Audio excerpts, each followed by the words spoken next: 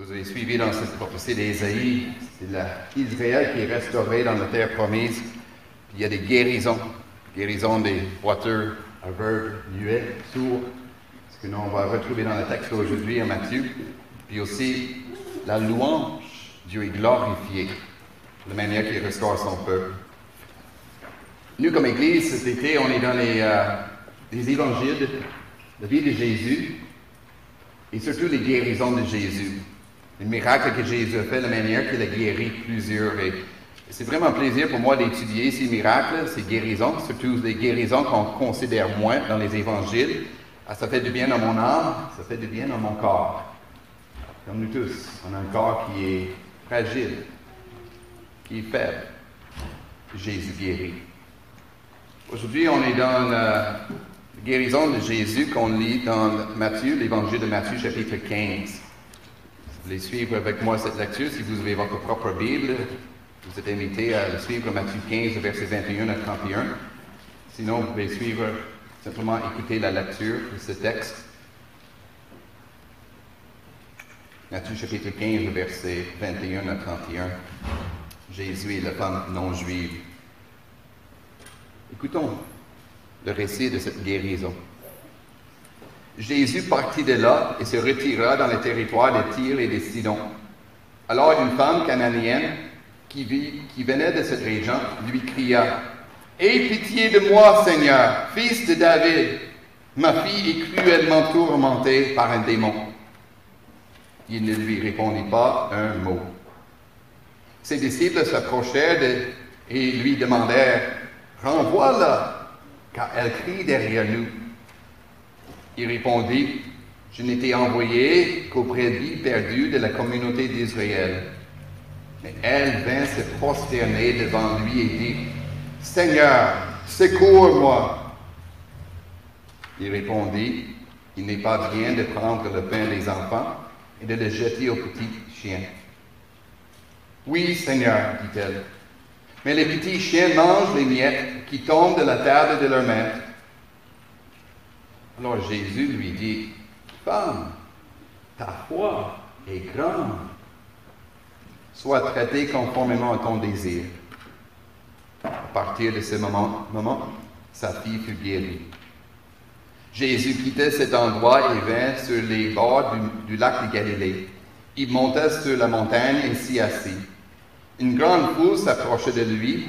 Il y avait parmi eux des boiteux, des aveugles, des muets, des estropiés et beaucoup d'autres malades. On les amena aux pieds de Jésus et il les guérit. De sorte que la foule était émerveillée de voir les muets parler, les estropiés être guéris, les boiteux marcher, les aveugles voir, et elle célébrait la gloire de Dieu d'Israël. Amen. Prions notre Dieu pour qu'il bénisse cet enseignement. Prions. Notre Dieu et Père, nous sommes devant toi et ta parole, la parole de ton Esprit, l'Esprit Saint. Et nous voulons être instruits par ton Esprit, qu'il soit notre enseignant, qui nous amène, le Saint-Esprit, qui nous amène à avoir une foi comme cette femme, une foi grande, une foi qui est fortifiée par ta parole, une foi qui est fortifiée par l'Esprit qui nous habite. Nous demandons tout cela au nom précieux de Jésus. Amen. On vient de lire une histoire de guérison, une histoire qui soulève beaucoup de questions. Comme qui est cette femme cananéenne? Comment sa fille est-elle cruellement tourmentée par un démon? Et que veut dire qu'elle crie à Jésus et pourquoi elle ne s'arrête pas, elle n'arrête pas de crier? Mais plus surprenant, pourquoi Jésus ne lui répond pas un mot? Pourquoi Jésus repousse cette femme non juive? Pourquoi il l'appelle un chien? Puis au fond, pourquoi Jésus ne guérit pas sa fille, pas tout de suite? Il le faisait pour d'autres. Il le faisait pour cette foule de malades au bord de la lac de Galilée. Il y a beaucoup de questions dans ce texte. Et votre histoire de guérison, j'imagine, a beaucoup de questions. Surtout votre manque de guérison. Quand vous n'êtes pas guéri, quelle est votre maladie par laquelle vous êtes cruellement tourmenté? Pourquoi vous devez crier à Jésus? Pourquoi vous devez crier sans cesse et lui ne répond pas un mot? Pourquoi ça semble que Jésus vous repousse? Pourquoi Jésus guérit d'autres immédiatement?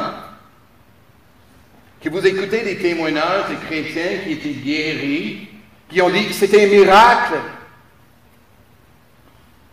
mais pas vous, pas votre maladie, pas votre corps faible. Beaucoup de questions. Et pour répondre à ces questions, le Saint-Esprit nous présente cette femme cananéenne. Elle présente cette femme cananéenne, et non pas à cause de la guérison qu'elle a vécue. En fait, le texte porte peu d'attention à cette guérison. Le Saint-Esprit nous présente cette femme à cause de sa grande foi. Qu'est-ce que ça veut dire d'avoir une grande foi? Qu'est-ce que ça veut dire d'avoir une grande foi, surtout quand vous désirez la guérison? Quand vous criez pour être guéri. Alors que le Saint-Esprit nous éclaire ce matin, et surtout que le Saint-Esprit fortifie notre foi qui est souvent fragile et faible. Si on veut répondre à ces questions, il faut d'abord comprendre l'histoire. C'est une histoire de guérison. On a vu déjà plusieurs guérisons de Jésus, surtout les guérisons des personnes qui étaient dans la société, ils étaient négligées, écartées, opprimées, surtout les femmes. Et alors, quand cette femme se présente et demande la guérison de sa fille, on s'attend à ce qu'elle soit guérie.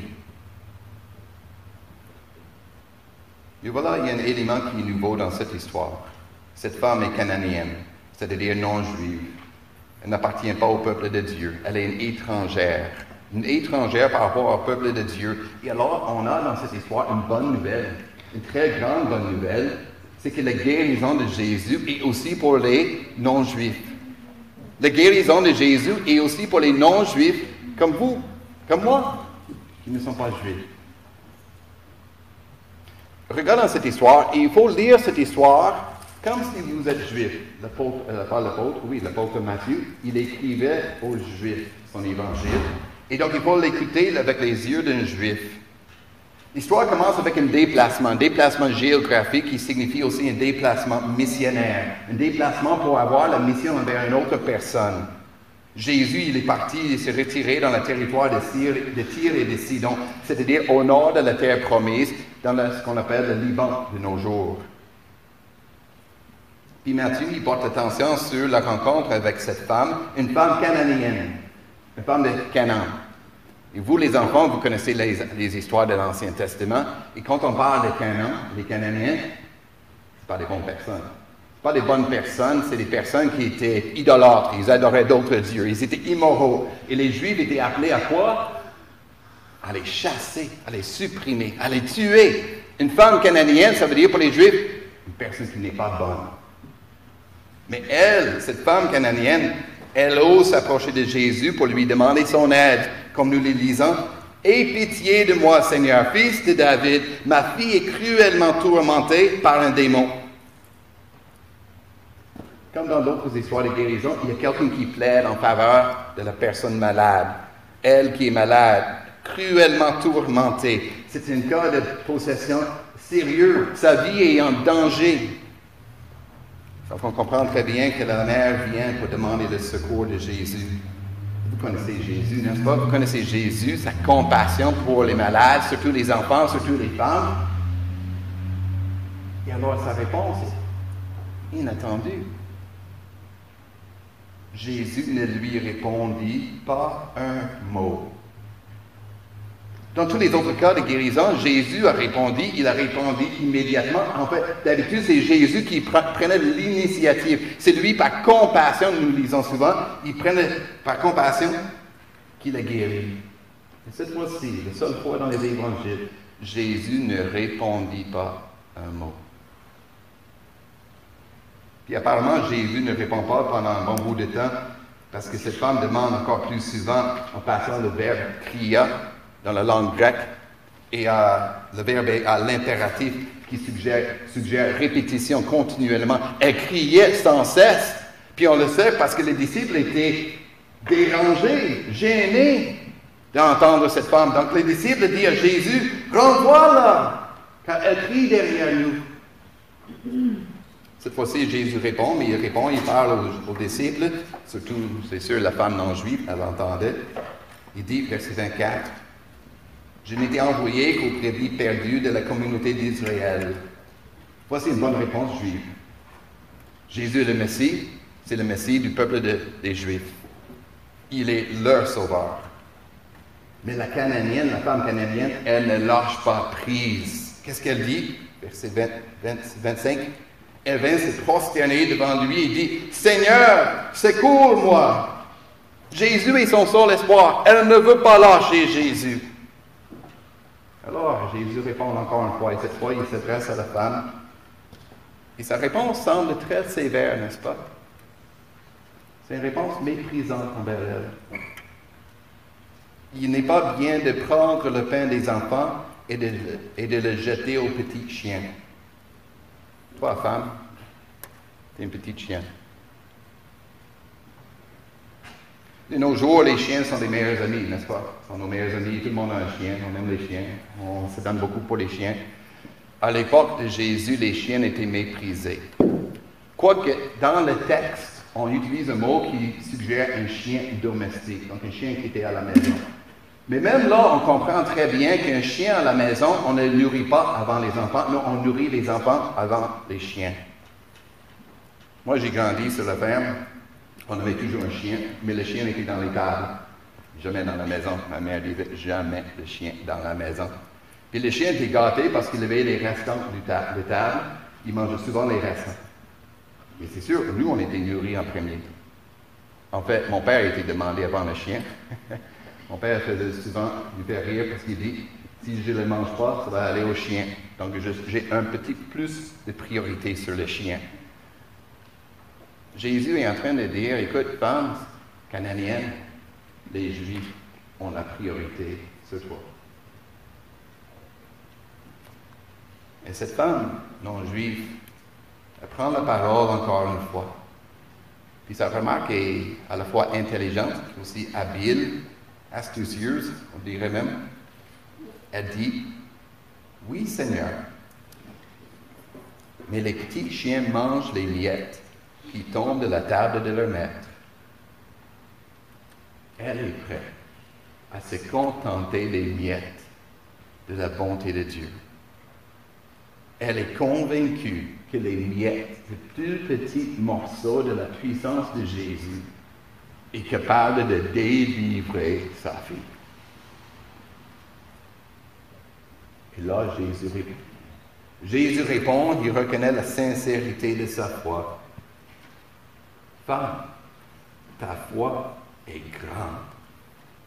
Sois traitée conformément à ton désir. Ta foi est grande, sincère, convaincue de la bonté de Dieu, convaincue de la puissance de Jésus. Ta fille est guérie. Et elle était guérie à partir de ce moment. Le récit de cette guérison ne donne pas de détails sur la guérison, la manière que la fille est guérie, ne donne pas la réaction de la mère non plus, parce que le but de cette histoire, l'objectif de ce récit, c'est la bonne nouvelle que la guérison de Jésus est aussi pour les non-juifs, pour nous. C'est la seule instance, vraiment, pas la seule, mais c'est une des quelques instances où Jésus guérit un non-juif. Et tout cela, c'est pour nous annoncer la grande mission, la mission de l'Église qui allait aux Juifs et ensuite aux non-Juifs. Même vous, les enfants, vous connaissez bien le livre des Actes des Apôtres, vous connaissez toute cette histoire, le jour de la Pentecôte. La bonne nouvelle à annoncer aux Juifs. Puis à un moment donné, il y avait une eunuque d'Éthiopie, merci, non-juif qui croit. Ensuite, Corneille, centurion romain. Ensuite, il y a les voyages missionnaires. On a déjà vu les voyages missionnaires. Paul, il a quitté pour aller annoncer la bonne nouvelle aux Juifs dans les synagogues et ensuite aux Juifs, aux non-Juifs, en dehors des synagogues. Et pas seulement annoncer la bonne nouvelle, mais aussi de guérir. À Lystre, Paul et Barnabas ont guéri un homme infirme. Ils étaient traités comme des dieux. À Philippe, Paul guérit une fille possédée par un mauvais esprit, puis ils sont jetés en prison. Puis la belle histoire qu'on aime tous, c'est l'histoire d'un jeune homme qui s'est endormi pendant la prédication, puis il est tombé d'une fenêtre, il est mort. Et l'apôtre Paul l'a ressuscité. La guérison pour les non-juifs. Et alors pour nous, Jésus est venu pour notre sauveur. Il est venu pour guérir. Oui, guérir notre âme, nous sauver, mais aussi guérir notre corps, nous libérer de la souffrance de ce monde. Mais voici la question qu'on a dans ce texte. La question, c'est que Jésus ne savait-il pas qu'il était le sauveur des Juifs et des non-Juifs? Ne savait-il pas qu'il était le sauveur de toutes les nations? Pourquoi donc il a initialement refusé de guérir la fille de cette femme canadienne? Ne savait-il pas qu'il est venu pour les Juifs et les non-Juifs? Et voilà une question que se posent les pasteurs, les théologiens, les exégètes, on en discute beaucoup. Il y a ceux qui vont dire, et c'est bien possible, que l'homme Jésus selon son humanité, il était en train d'apprendre sur l'étendue de sa mission. Apprendre que la mission était pour les Juifs et les non-Juifs. C'est possible? Personnellement, je ne suis pas convaincu. Il est plus probable que Jésus voulait tester la foi de cette femme. Jésus voulait mettre à l'épreuve. Il voulait éprouver la foi de cette femme. Parce qu'il voulait nous montrer la grandeur de sa foi. Il voulait nous encourager par son exemple de foi. Le Seigneur ne répond pas toujours à nos cris. Comme il ne répondait pas aux cris de cette femme cananéenne. Et donc là, il nous faut, comme cette femme, une foi qui est grande. La deuxième chose que je veux qu'on aborde ce matin, votre foi est grande. On relit ce que Jésus dit à cette femme. Femme, ta foi est grande. Ta foi est extraordinaire. Ta foi est remarquable. Vraiment remarquable. Quand est-ce que Jésus a dit cela à la mère? C'est après plusieurs demandes, plusieurs cris pour la guérison de sa fille. Quand elle a crié avec insistance, avec humilité. Quand elle a plaidé même pour les miettes de la bonté de Dieu.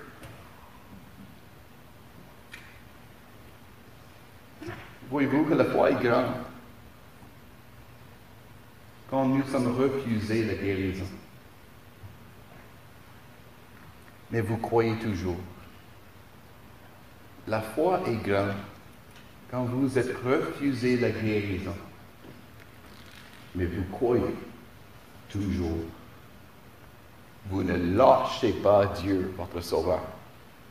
Vous ne lâchez pas sa promesse de vous délivrer de tout mal, même du malin de Satan. Vous ne lâchez pas sa promesse de vous de guérir votre corps, même de ressusciter votre corps, le transformer pour que votre corps faible devienne un corps fort, incorruptible, immortel, glorieux. Une foi grande. En méditant ce texte, je pensais à l'autre texte qui dit « Votre foi est petite ». On se rappelle, Jésus a dit, si votre foi est petite, aussi petite qu'une graine de moutarde, vous êtes capable de dire à cette montagne, déplacez-vous. La foi petite, c'est pour les miracles. Recevoir un miracle, une guérison miraculeuse. Peuple de Dieu, ça c'est une foi petite. La foi grande, c'est de ne pas recevoir ce miracle. De ne pas être guéri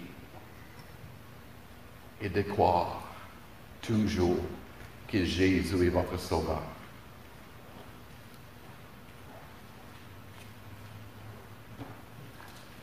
À ces moments, votre foi est grande.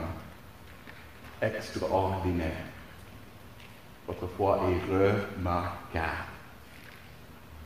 Comme la foi de cette femme. Il y a beaucoup qu'on peut apprendre de cette femme cananéenne, de cette mère, de sa foi grande. Je ne peux pas aborder toutes les leçons qu'on peut apprendre de ce texte, et si vous voulez, vous pouvez me voir, me parler après, on peut prier ensemble. Et c'est sûr, c'est le Saint-Esprit qui doit nous éclairer, c'est le Saint-Esprit qui doit fortifier notre foi qui est si fragile. Mais je remarque rapidement quelques éléments. D'abord, cette femme, elle a fait appel à Jésus comme Messie. Fils de David, c'est le Messie. Elle a reconnu que Jésus est le Sauveur. Il faut faire appel à Jésus, le Sauveur, le seul Sauveur du monde. La foi grande est aussi la foi qui reconnaît l'agonie, la souffrance de ce monde. Quand on est dans un monde où il y a beaucoup de souffrance, que nous sommes terriblement tourmentés, même par le diable, on a besoin d'un Sauveur, un guérisseur. La foi grande, la foi qui est grande et une foi qui prie, qui crie même à Dieu. L'évangile de Marc, chapitre 7, le texte parallèle, il dit, la femme a prié pour la guérison. Ici, Matthieu dit, elle a crié. La foi, souvent, va crier Dieu. Le mot crier veut dire de parler fort, jusqu'à hurler, pour que Dieu guérisse. Comme nous le lisons dans les psaumes, où David et d'autres expriment une cri à Dieu avec émotion, avec force, pour que Dieu entende. Surtout, ce qui est remarquable de cette femme, de sa foi grande, c'est la persévérance. Vous devez persévérer dans vos prières. J'ai déjà dit que crier, dans le verbe ici, suggère continuellement, à répétition. Alors Dieu nous appelle à prier sans cesse. Vous êtes appelés à persévérer, à prier, à crier. Surtout quand le Seigneur ne répond pas à un mot. Surtout quand il semble que le Seigneur est en train de vous repousser. Vous traitez comme un chien. Et aussi quand le Seigneur guérit d'autres, et pas vous. Ou quand d'autres aimeraient que vous arrêtiez de prier. Là, il faut prier encore. On peut souligner l'humilité de cette femme qui se prosterne devant Jésus. Et je veux souligner un autre élément ici. Simplement cette grâce, la grâce de Dieu qui suffit. Même si la guérison, c'est pour plus tard. Même dans l'éternité. La grâce de Dieu, comme dit l'apôtre Paul, qui lui-même demandé la guérison, a été refusée. Il a dit sa grâce suffit. Voici le défi pour nous. Surtout le défi en lisant cette histoire de la femme canadienne. Pas canadienne. Sa foi a été éprouvée pendant 1 heure. Peut-être quelques heures. Mais notre foi est parfois éprouvée pendant plusieurs heures, plusieurs semaines, plusieurs mois. Une vie complète. Et le Seigneur ne guérit pas. Et là, votre foi est grande et remarquable parce que vous persévérez jusqu'à la fin de vos jours. Et cette fin, c'est le début de la guérison. Parce que la fin de notre histoire, c'est le début de la guérison finale, éternelle, la résurrection de notre corps. Et le Seigneur promet de ressusciter notre corps et rendre ce corps faible un corps fort, immortel, glorieux pour l'éternité. En écrivant mes notes, je me suis dit, je vais vous donner un exemple de quelqu'un de nos jours qui a cette foi grande. Je finis par dire, écoute, regardons-nous ici. Je connais plusieurs parmi vous. Et en vous regardant, je sais que vous avez un corps faible, que vous avez des maladies, parfois visibles, parfois invisibles, parfois une maladie chronique, parfois quelque chose qu'on n'est pas même capable de décrire. Que ça fait des années que vous priez, que je prie avec vous, qu'on prie ensemble pour la guérison. Et le Seigneur ne répond pas un mot. Mais vous êtes ici. Et vous croyez encore. Vous faites confiance au Seigneur, qu'il est bon, et que même les miettes de sa grâce est suffisante. Vous, chers frères et sœurs, votre foi est grande. Votre foi est extraordinaire. Votre foi est remarquable.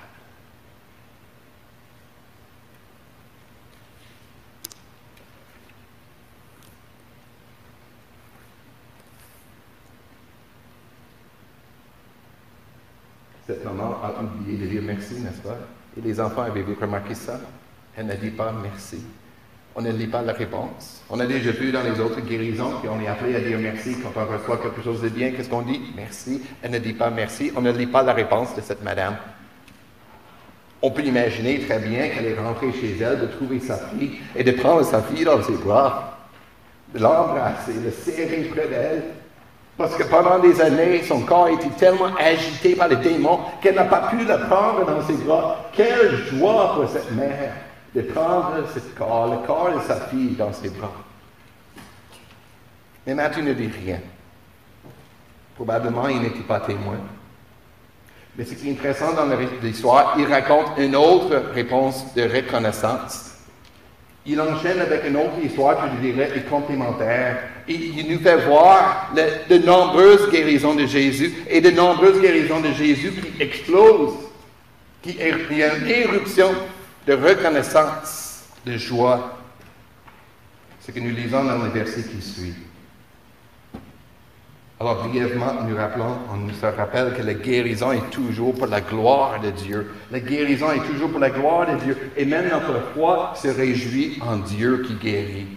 Voilà ce que nous lisons dans la suite de cette histoire, n'est-ce pas? Quelques détails. D'abord, verset 29. Jésus revient au bord du lac de Galilée. Si vous lisez le récit parallèle à Marc chapitre 7, on apprend que Jésus est allé au côté est du lac, dans une région qu'on appelle Décapole. Et là, il y avait peu de Juifs. Il y avait plutôt des non-Juifs. Jésus est allé dans une région des non-Juifs et les guérisons étaient des guérisons des non-Juifs. Puis on a dit aussi que Jésus a fait des guérisons par des dizaines, des centaines, par des tonnes. Beaucoup de guérisons. C'était incroyable de le voir.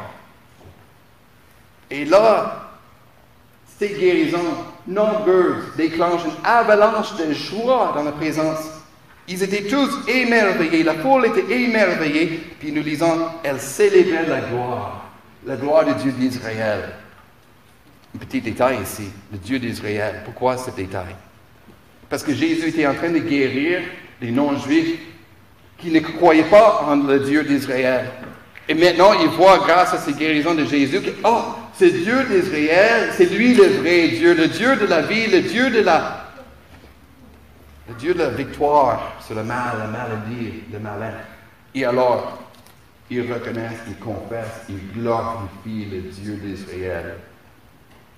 C'est ainsi que la reconnaissance de cette femme cananéenne est multipliée par la reconnaissance de cette grande foule.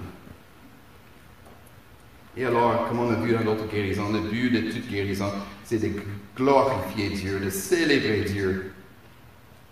Et pas de célébrer la grandeur de notre foi.